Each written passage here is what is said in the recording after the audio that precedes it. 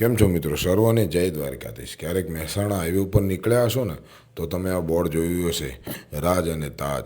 રાજ તાજ રાજુભાઈ સંડેરે બનાવેલો પગપાળા યાત્રીઓ માટેનો ઉતારો છે, જે નંદાસણ વટીને ગણેશપુરા ગામની બહાર આવે છે, જ્યાં આ બધા આપણે જોઈ રહ્યા છે ને, આ બધા પગપાળા યાત્રીઓ છે, જ્યાં રહેવાની, જમવાની અને નાહવા ધોવાની ખૂબ જોરદાર વ્યવસ્થા છે, જ્યાં ખાવા માટે ક્યારેય તમારું રસોડું ઉતારવામાં આવતું નથી, જ્યાં રેગ્યુલર મતલબ કે રોજ માટે તમારો 500નો સંઘ હોય, 1000નો સંઘ હોય કે તમે એકલ દોકલ ચાલતા નીકળ્યા હો, ત્યાં રાજુભાઈ સંડેર ક્યારેય પણ કોઈનું રસોડું ઉતરવા દેતા નથી.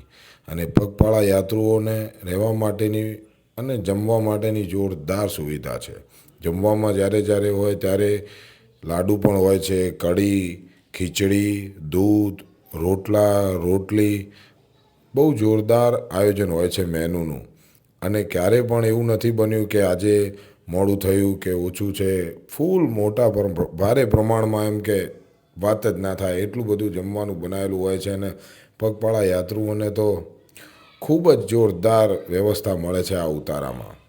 તમે ક્યારેક પગપાળા નીકળ્યા છો તો શાયદ ગયા પણ હશો, પણ હું તો જાઉં છું એટલી વાર આ અહીં કેમ્પની મુલાકાત લઉં છું. આ વિસામો એમને બહુ જ દિલથી બનાવેલો છે. વિસામામાં પંખા અને બધું બહુ સરસ છે, ગાદલા ને બધું. આ જો બધા ચાલતા આવેલા લોકો જમીને હવે ખૂબ સરસથી સૂતેલા છે ને ખૂબ મજાનો આનંદ છે, અને અમે પણ હવે સૂઈ જઈશું. સર્વને જય દ્વારિકાધીશ.